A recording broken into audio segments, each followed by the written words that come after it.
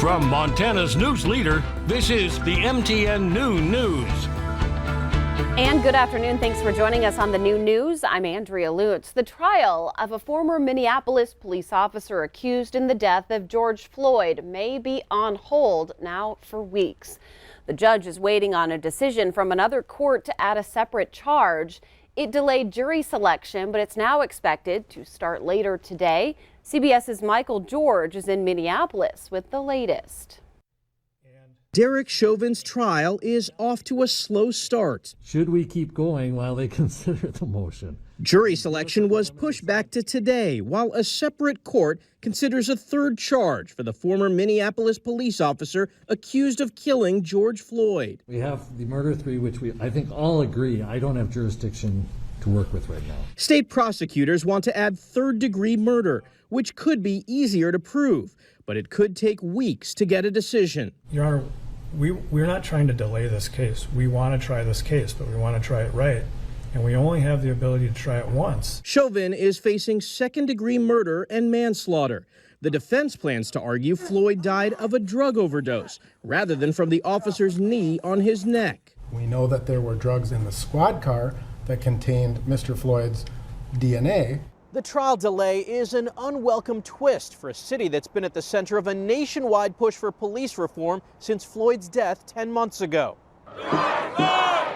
18 stories below the courtroom, protesters were on the streets demanding justice. I don't know what this talk of trial of the century is. All y'all got to do is do the right thing. Floyd's sister Bridget was in the courtroom yesterday. I want you guys to continue to pray for our family because we need it. Only one member of Floyd's and Chauvin's families are allowed inside due to coronavirus restrictions. Michael George, CBS News, Minneapolis. 16 of 50 prospective jurors are now released after filling out a questionnaire. There will be 12 jurors and 2 alternates. New at noon, Montana Senator Steve Daines and his Republican colleague from Wyoming, Cynthia Lummis, say they're putting a hold on the nomination of Deb Haaland as U.S. Interior Secretary. But the move isn't likely to halt her confirmation. Daines wants to spotlight Haaland's record, and which he says it opposes pipelines, fossil fuels, and trapping on public lands. He said Haaland's views will hurt the Montana way of life and kill jobs. However, at least 52 senators indicated they'll support her. If confirmed, the New Mexico Congresswoman would be the first Native American in a presidential cabinet position. A propane explosion in Ryegate that leveled a home and left 2 people dead is prompting action now from local officials. Curtis Ronning and Christine DeBuff passed away in last week's blast. 2 neighbors heard that explosion and tried to save them, but they were too late.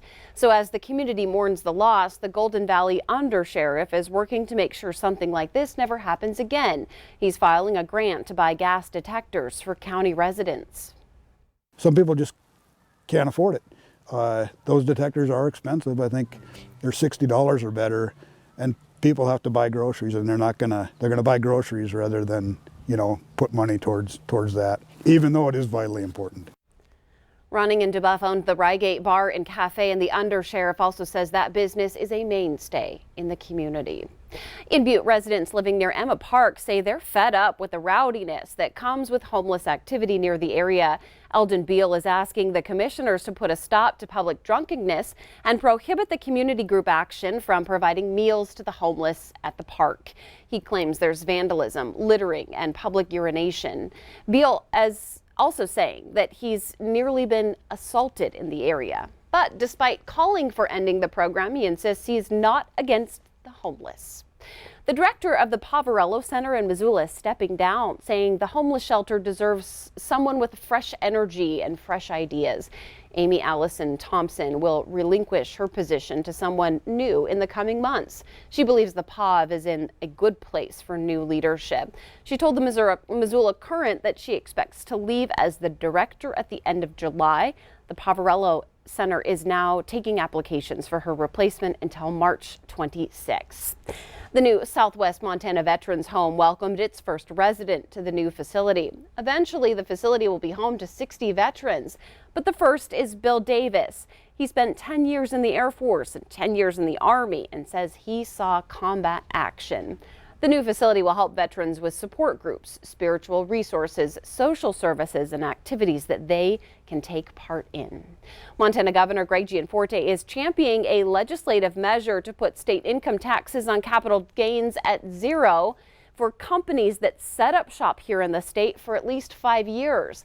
But opponents say the bill is too limited to achieve that goal. Pat LaPointe of Frontier Angel says the bill provides a small incentive for the company's founders, but none for other investors in the startup firm. And he says additional state income tax credit could be needed to reduce financial risk. He also says Montana could lose out to surrounding states that have state income tax, like Wyoming or Nevada. COVID vaccinations set a new record. Experts with the CDC say 2.9 million doses were administered over the weekend, but the numbers could still be revised. About 2.4 million doses given out on Sunday alone. Well, just about more than 1 in 5 adults has received at least one dose of the vaccine. Just over 1 in 10 have received both, and overall more than 90 million doses are already administered in the United States. In Missoula County, just over 14,000 residents are now fully vaccinated. The Partnership Health Center recently got a direct supply of the Moderna vaccine. They've been giving out those at a clinic at the fairgrounds. So each week, 1,500 doses will be distributed from the Bureau of Primary Health Care, and 300 of those will be given out each day at the fairgrounds clinic. Missoula County is still taking appointments for those who qualify for Phase 1A or Phase 1B. If you are looking for a way to give back to your community, the Great Falls Police Department says they have an opportunity for you. Applications are being accepted for the latest round of seasonal volunteers. So you'd work downtown through September, be responsible for talking to people, answering questions about the community, attending events like concerts and parades, and helping the police department with certain cases that happen to be downtown. You must, though, be at least 18 years old to apply. We do have more ahead on Tuesday's version of the new news, including a story of 2 professional ice skaters who found themselves in Montana during a global pandemic. We're taking you to Missoula for this story. But first, we're going to have Miller Robson in with a look at that statewide weather forecast.